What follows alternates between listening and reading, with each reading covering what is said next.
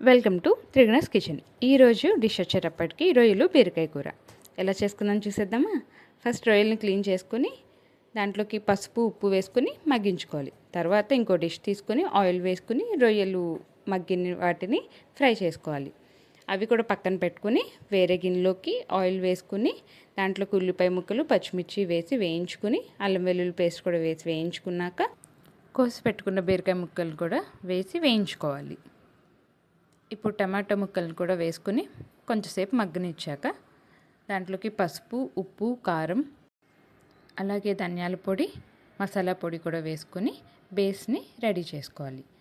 ఇప్పుడు వేయించి పెట్టుకున్న రొయ్యల్ని కూడా తీసుకుని ఇవి ఆల్మోస్ట్ 250 గ్రామ్స్ వాటిని కూడా వేసుకుని కలుపుకున్నాక ఒక గ్లాస్ వాటర్ కూడా వేసి మగ్గనిచ్చుకోవాలి. కూరలో ఆయిల్ అంతా పైకి తేలాక స్టవ్ ఆఫ్ చేసుకుని సర్వ్ చేసుకోవడమే. Thanks for watching.